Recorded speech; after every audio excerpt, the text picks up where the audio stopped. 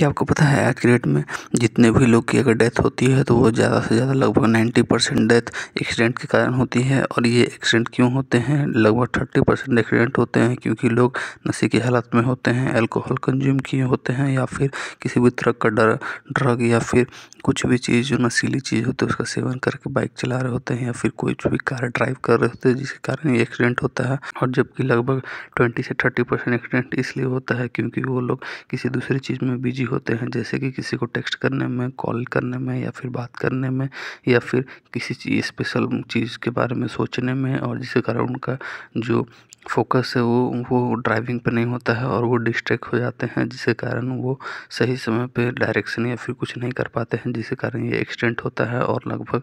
Death का जितना भी लगभग कारण है वो लगभग 90% ये एक्सीडेंट से ही होता है। और अगर फ्यूचर में कुछ भी चीज़ें ऑटोमेट हो गई जिसके कारण लोग ऑटोमेट के कारण लोगों को अपना टाइम, एफर्ट और ये अपना फोकस उस पर नहीं डालना होगा, तो इससे काफ़ी मौतें बच सकती है। ये इसका उल्टा भी हो सकता है, क्योंकि अगर वर्ल्ड में जितने भी अगर मरीज हैं और उनका अगर इलाज किसी ऑटोमेशन के जरिए किसी मशीन के द्वारा हो रहा होगा तो वो किसी एक नेटवर्क से कनेक्ट होगा, और अगर वो नेटवर्क अगर कभी कोलैप्स कर जाएगा तो जितने भी मरीज का उस समय ऑपरेशन हो रहा होगा वो उस समय सही से काम नहीं कर पाएंगे, जिसके कारण हो सकता है कि वर्ल्ड में उस समय जितने भी मरीज हुए होंगे वो उस समय सारे मर जाएंगे। लेकिन अगर यही आज के डेट से अगर देखा जाए तो अगर ऐसा होगा तो उसमें सिर्फ एक ही इंसान की डेथ जाएगी, क्योंकि किसी एक डॉक्टर की गलती से सिर्फ एक मरीज की ही जान जाएगी। लेकिन अगर वही किसी एक नेटवर्क से अगर पूरा वर्ल्ड अगर कनेक्ट रहेगा और उस समय ऑपरेशन होगा